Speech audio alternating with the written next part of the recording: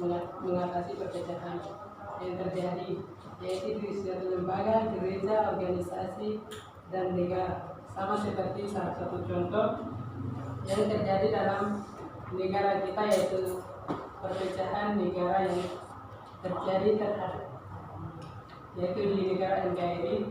Salah satu contoh yaitu di Timur Leste dan Indonesia.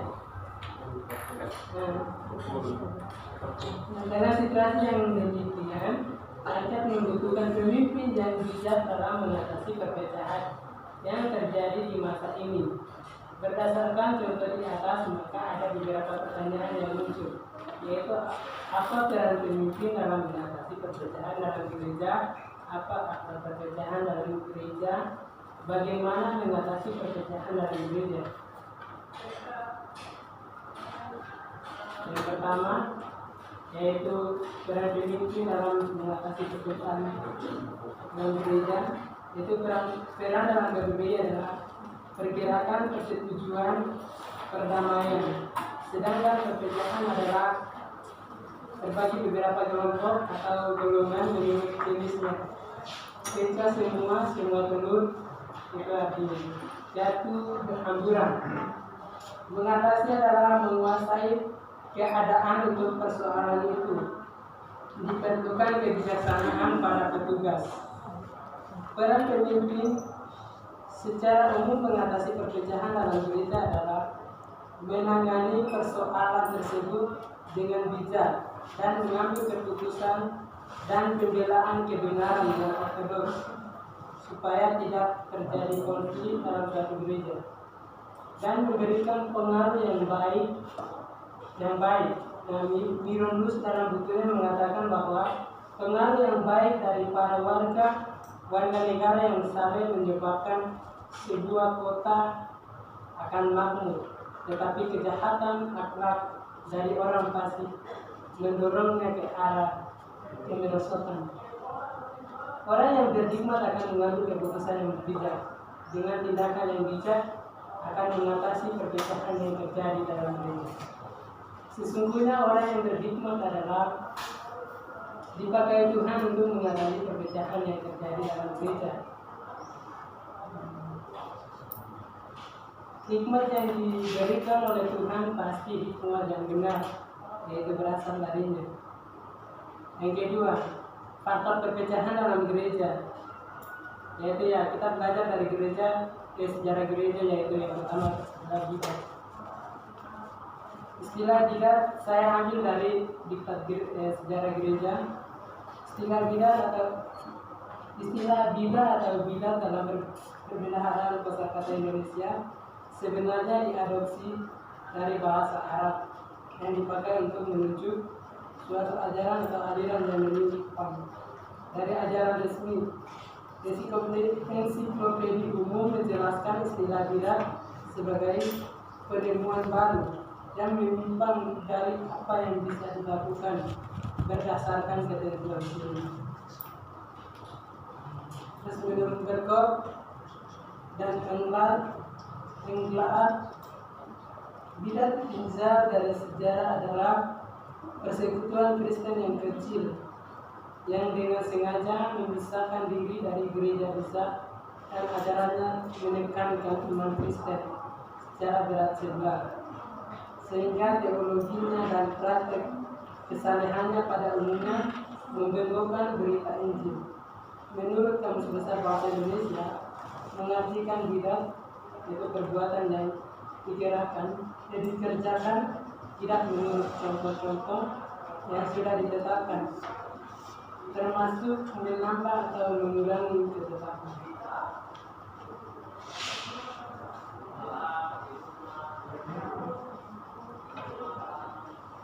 Dalam sejarah gereja, Arius adalah tokoh bidat yang berusaha memisahkan diri dari gereja. Arius mengajarkan bahwa Kristus tidak dapat setara dengan Tuhan.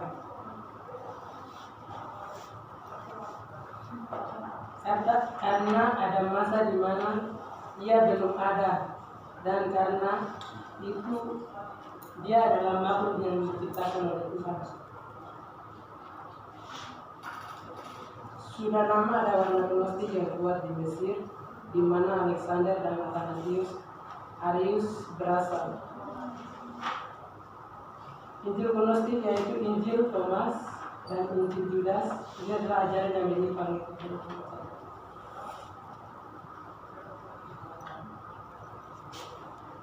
Nah, ini sebagai tanggapan Alexander mengeluarkan Arius dari keanggotaan gereja karena dianggap bidat. Pandangan yang sedemikian mengakibatkan ini akibatnya itu gereja terpecah-pecah pada saat itu. Nah, pertikaian dalam gereja berarti itu mendapat bahwa pertikaian dalam gereja sama tajam dan kerasnya peperangan yang biasa yang dipahaminya. Ada perdebatan tajam para pengikut Arius dengan para pengikut Alexander dan Athanasius. Pertikaian tentang logos sungguh ajaib sekali di atas.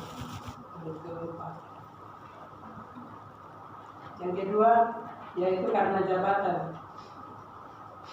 Jabatan merupakan kekuasaan yang dimiliki oleh seseorang yang dijabat sebagai pemimpin. Dengan demikian banyak dari para intelek berlomba-lomba kabelnya itu.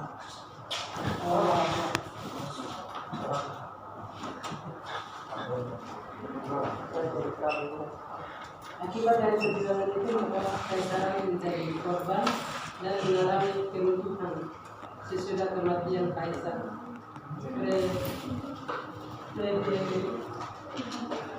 Pidato kedua pada tahun 1250. Nah, ini bagaimana mengatasi perpecahan yang terjadi dalam gereja. Nah, proses mengatasi masalah adalah bukanlah sesuatu hal yang mudah, melainkan membutuhkan suatu skill yang memadai untuk mengatasi masalah tersebut. Untuk mengatasi masalah tersebut ada beberapa langkah yang harus dilakukan, yaitu yang pertama menemukan faktor permasalahan tersebut. Yang kedua, memanggil kedua belah pihak yang melakukan perpecahan tersebut. Yang ketiga, melakukan sidang untuk melakukan penyelidikan. Yang keempat itu memberikan keputusan yang tepat terhadap permasalahan tersebut. Yang kelima, tindakan dari tokoh-tokoh gereja untuk mengatasi perpecahan dan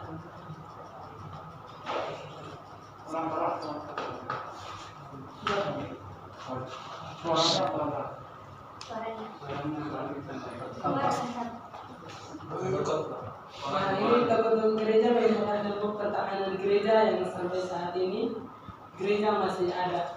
Sebagai pemimpin gereja, yang pertama itu adalah mempertahankan argumen yang benar akan kebenaran.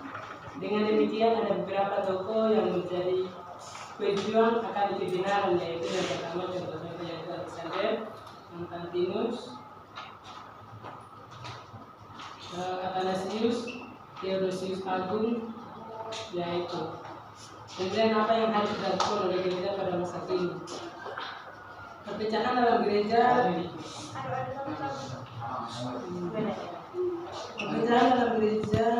tidak hanya terjadi pada waktu yang lampau, tetapi terus terjadi pada masa kini. Karena itu dari peristiwa-peristiwa di atas dapat menjadi pelajaran bagi pemimpin gereja dalam mengatasi perpecahan dalam gereja. Dalam gereja Keluaran mengatakan, Alkitab memberikan kepada para gembala sidang berbagai petunjuk yang sangat spesifik tentang bagaimana berurusan dengan orang-orang yang memecah belah di dalam persekutuan. Mereka harus menghindari perdebatan, berubah peringatan orang-orang yang suka berdebat, dimohon agar menjaga keharmonisan dan kesatuan, dan menyingkirkan orang-orang yang bersifat pemecah belah dari gereja jika mereka mengabaikan dua peringatan.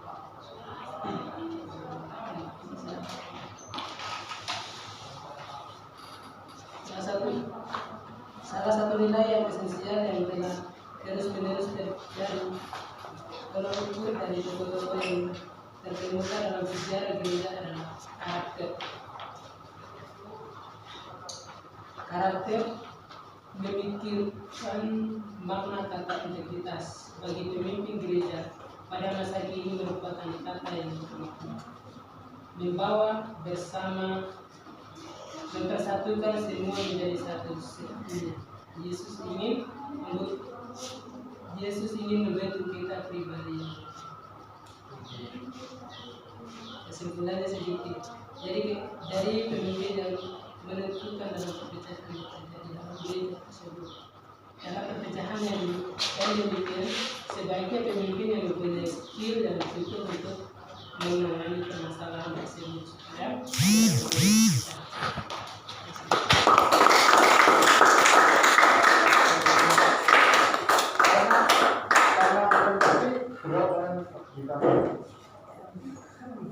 Kalau ada yang tanya?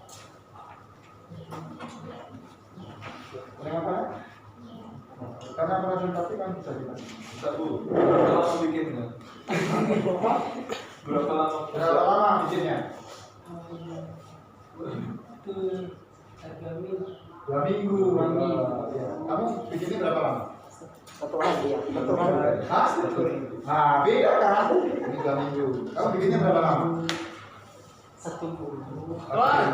Dan kau takut kamu takut pulang. Harusnya hasilnya begitu. Kamu bikin berapa lama?